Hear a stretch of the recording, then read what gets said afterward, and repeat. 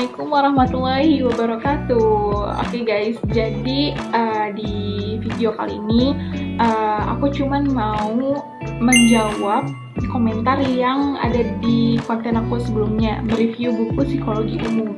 Nah, pertanyaan itu gimana cara memotivasi anak biar mau nurut sama orang tuanya, biar mau mendengarkan orang tuanya. Nah, di sini aku ada beberapa tips. Nah, yang pertama ini, biar anak mau dengerin orang tuanya ya, itu ngomong santai aja.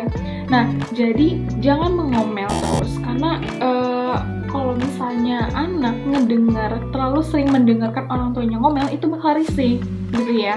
Jadi kayak, apa sih nih ibu ini ngomel terus, jadi pusing mendengarkannya. Tapi kalau misalnya ngomongnya santai, nak tolong ambilin ibu ini dong gitu.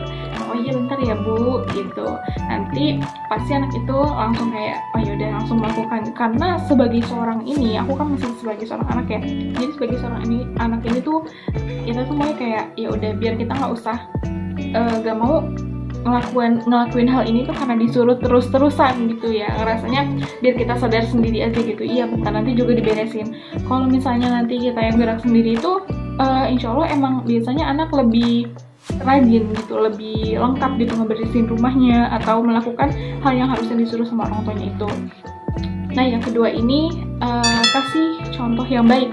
Nah, jadi maksudnya ini kasih contoh yang baik ini tuh gimana sih?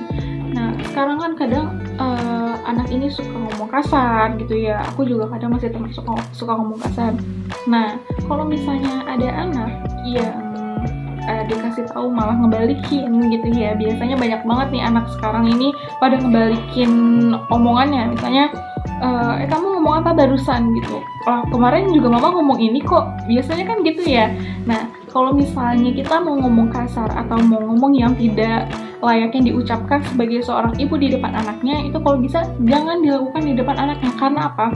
Karena anak itu bakal membalikan perkataannya kepada ibunya gitu ya. Kadang kita sebagai ibu atau nanti sebagai ibu juga sakit hati gitu dengerin anaknya malah dikasih tahu malah ngelawan balik gitu, itu kan gak enak banget.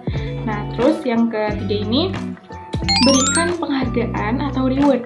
Jadi kalau misalnya anak ini melakukan suatu, misalnya nih ibu ini nyuruh beliin garam gitu. Nah, terus tanpa menunggu lama anak ini tuh langsung melakukan apa yang dia suruh, langsung kasih reward gitu. Ini karena kamu udah nurut sama ibu kasih ini. Misalnya cuman dengan uang jajan dilebihin aja, biasanya anak itu langsung nurut dan bahkan bakal lebih sering nurut karena dia pikir oh nanti bakal dikasih hadiah nih sama ibu kalau misalnya kita lebih sering nurut gitu. Nah, biasanya anak tuh kayak gitu, minta imbalannya gitu lah ya. Nah, terus jadi itu juga bisa jadi motivasi kecil-kecilan sebagai seorang anak gitu. Nah, yang keempat ini, dengerin mereka juga. Jadi kita sebagai ibu kan pengennya didengerin gitu ya. Kalau ibunya lagi ngomong, ayo coba dengerin gitu. Denger nggak mau ibu nyuruh apa gitu. Nah, anak juga gitu sebaliknya. Anak tuh pengen kadang kalau abis sekolah gitu pasti ada cerita, misalnya, "Bu tahu nggak tadi hari ini aku dapat penghargaan," misalnya. "Bu tahu nggak aku tadi hari ini abis kerja kelompok terus ada gini."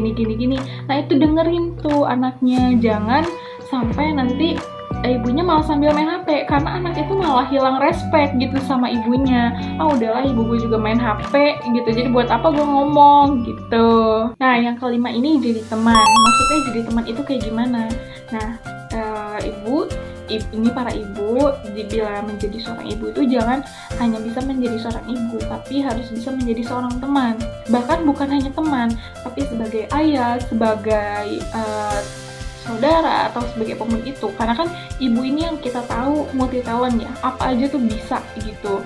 Nah, di sini tuh multi talent itu kayak gimana? Nah, sebagai teman ini kan aku pernah baca di buku apa, aku lupa. Nah, jadi orang tua sekarang itu bukan orang tua sekarang ya, jadi orang tua juga harus mendidik anaknya sesuai zamannya. Jadi jangan disamain sama orang tua dulu. Kalau misalnya ibu-ibu sekarang nih, ibu mah dulu diajarin sama orang tua kayak gini gitu. Ibu mah dulu seumuran kamu tuh udah bangun pagi apa kayak gimana. Nah, seorang anak itu tidak bisa disamakan ajarannya sama sebagai ibu yang sekarang gitu ya. Jadi kalau zamannya sekarang itu sebagai teman, ya udah jadi sebagai teman, ayo buru bangun gitu di jam berapa, ini udah mau sekolah nanti telat, jangan ayo cepetan bangun nanti telat gini, karena kan anak itu tidak suka banyak ocehan dari seorang ibu, nanti malah ia lebih sering melawan, lebih sering marah-marah gitu kan, jadi efeknya juga luar biasa. Nah, yang keenam ini ada bikin aturan jelas. Bikin aturan jelas ini maksudnya bikin aturan lebih konsisten ya. Konsisten kayak gimana? Jadi misalnya mau ngaturin jadwal nih, atau aturannya coba cuci piringnya nanti setiap hari ini gitu. Nah, coba misalnya nanti kamu setiap hari ini nyapu gantian, jangan ibu terus. Nah, di sini juga harus lebih dimengerti oleh anak gitu, kenapa aturan ini diadain, kenapa aturan ini harus ada lah gitu. Jadi jelas anak juga paham, oh jadi aturan kayak gini, oh kenapa aku harus nyuci piring gantian sama ibu, biar nanti aku lebih menjadi mandiri gitu, biar lebih bisa jadi dewasa gitu loh, bisa nyuci piring sendiri, biar bisa bangun pagi sendiri gitu. Nah, yang terakhir ini quality time. Nah, ini tuh yang paling penting ya menurut aku, karena quality time ini kan pasti ibu-ibu juga udah pada tahu ya, waktu bersama anak, waktu bersama keluarga itu penting banget buat mengetahui sifat anak atau sifat satu sama lainnya ini secara detail gitu, kelakuan anaknya kayak gimana gitu. Jadi hilangin dulu deh itu namanya gadget gitu, kecuali yang berkepentingan banget. Nah, karena gadget itu bakal menjauhkan yang dekat dan mendekatkan yang jauh gitu ya. Nah, di sini tuh misalnya emang sih quality time itu bisa apa aja, bisa sebagai kayak main HP, bisa main game, terus bisa nonton bareng, bisa masak-masak, yang produktif lah kalau bisa. Jadi jauhin dulu yang menurut ibu-ibu ini nggak penting gitu, kurang penting. Nah, mungkin itu aja sih kalau misalnya dari aku gitu ya. Jadi dengan cara-cara itu anak bisa, insya Allah lebih bisa sering mendengarkan ibunya gitu, karena sudah bisa merasa menjadi teman yang lebih dekat gitu loh. Nah, mungkin itu aja sih untuk yang bertanya. Nah, semoga kita sebagai anak juga bisa lebih memahamin gitu ya, untuk ternyata menjadi seorang ibu juga berat gitu. Mungkin itu aja sih jawabannya dari aku. Kalau ada yang kurang jelas bisa dikomen lagi di komentar ini ya. Nah, wabillahi taufiq wal hidayah. Wassalamualaikum warahmatullahi wabarakatuh. Bye bye.